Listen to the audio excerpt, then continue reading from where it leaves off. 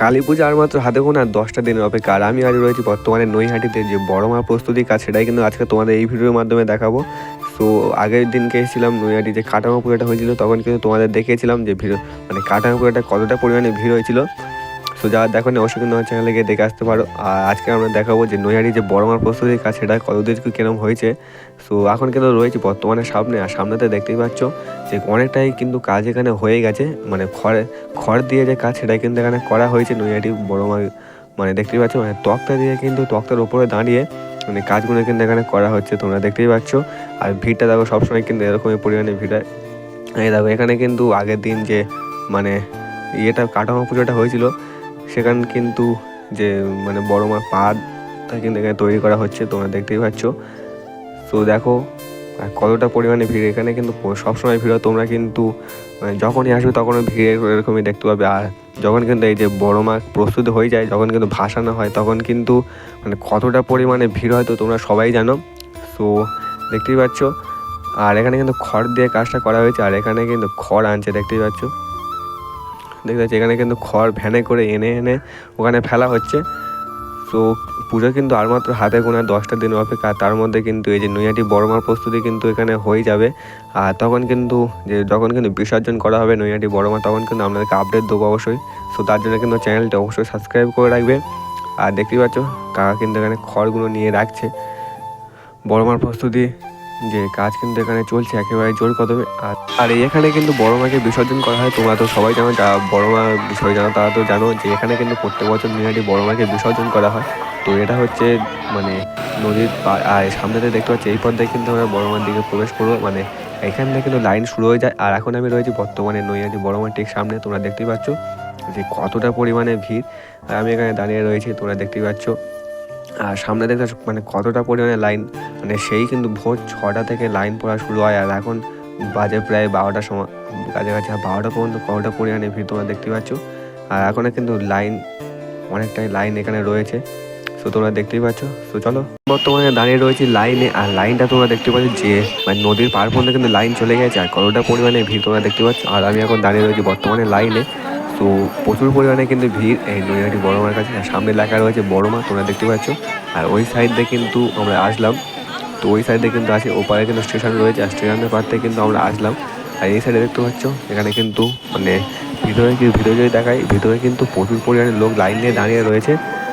আর দেখতে পাচ্ছ এখন কিন্তু অনেক লাইন ঠেলাঠেলি করার পর ফাইনালি চলে আসলাম ভিতরে। তো চলো আস্তে আস্তে মানে সামনের দিকে যাই, আর সামনের দিকে গিয়ে তোমাদেরকে দেখাই যে কিরম কী হয়েছে।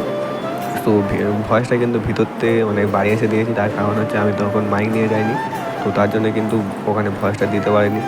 তো চলো এখানে গটর করে নিয়ে মানে ভিতর দিকে প্রবেশ করি।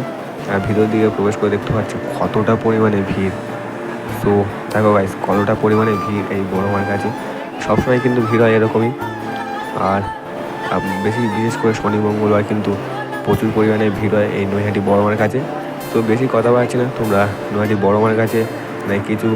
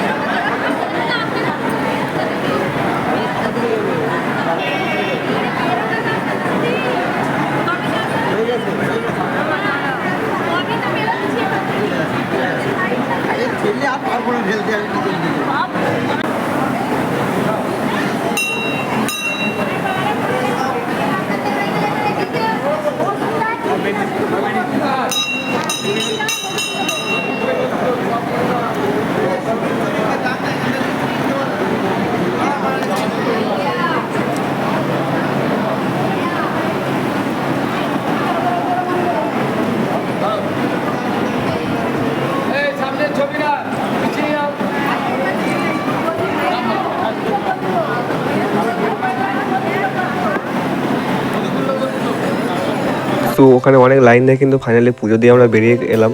সো দেখতে পেলে তোমরা নৈহাটি বড় মা ভিডিওটা, তো দেখতে পেলে যে কটা পরিমাণে ভিড়। তো ভিডিওটা এখানে শেষ করলাম। ভিডিওটা কেমন লাগলো কমেন্ট সেকশনে একদম ভুলবেন না।